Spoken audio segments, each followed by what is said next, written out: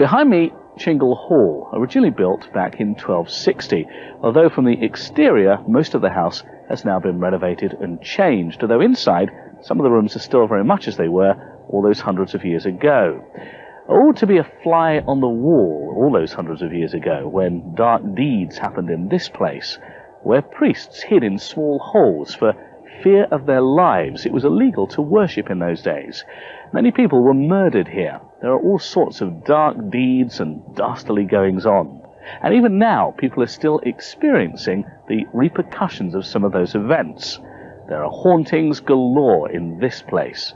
People see, hear, feel, and smell all sorts of strange things.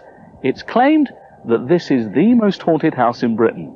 So, let's go inside and find out whether the claim is true. I think it's the most haunted house I've ever been in. I've been in quite a few, and this is phenomenal. It really is incredible. The amount of phenomena that occurs here is just unbelievable. Every cliched phenomena is here. Everything. I mean, the very first moment I set foot in this place, I had my hair pulled. So that was immediate, and it's just one thing after another. But other times you can wait for hours and hours and nothing will happen whatsoever. Well, Chingle Hall was a secret mass centre in the late 1500s, early 1600s during the times of the Reformation, when it was illegal to practice the Catholic faith in England. This was a place where Catholics would go in secret and hold masses against the laws of the time. There were quite a few different secret mass centres across the north of England, and this one was the main one, if you like. Many people came here and they risked their lives coming here. If they were caught, it was considered treason against the laws of the time, and they could actually be killed for it, so it was quite important in that respect. I've heard footsteps, bells ringing, doors slamming, been touched, woken up,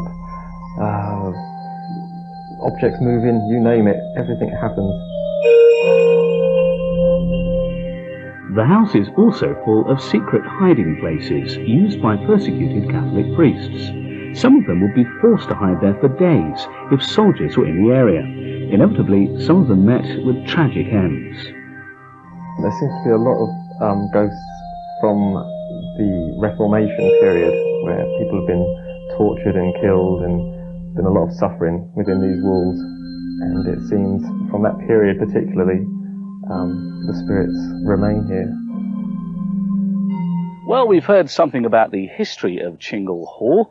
Right now we're going to take a guided tour around it and talk to some people who've had some very real experiences inside this house. Well, this is the great hall that I'm coming into now. It would have been used as the main room in the house in Tudor times. And Jason is waiting here. Jason's had a number of experiences, both here and indeed over there. What have you actually seen here? Well, that's right. In January 1996, I was sat down here in the Great Hall at the table, and a friend of mine was in the kitchen, and I was writing some notes down, and I heard a noise, and I looked up towards the chapel door, and I saw a figure actually step into the room, and I thought it was my friend. It disappeared. And a few days later, I came into the hall, there was nobody here, turned the light switch on in this room, and the same figure was stood here. But it was very large, it was about this tall, it was very big, with big shoulders, very angled shoulders, and I didn't understand what this ghost was. As far as I knew, it had never been seen in before, but a few weeks later, a very famous Dutch psychic came here and he stepped into this room for the first time and explained that there was a military colonel in here. A lot of people would say it's a pretty brave man who would live in a haunted house like this. Do you ever feel frightened here? I've never really felt frightened. I've had times when I've been alone here that I felt apprehensive, especially when I've had to sleep in the hall all by myself, and I have had some things happen to me. But I've never had anything that's really scared me. Nothing I feel evil is here. The house was exorcised 15 years ago for anything nasty to leave, and I strongly believe that all the ghosts or presences here are friendly.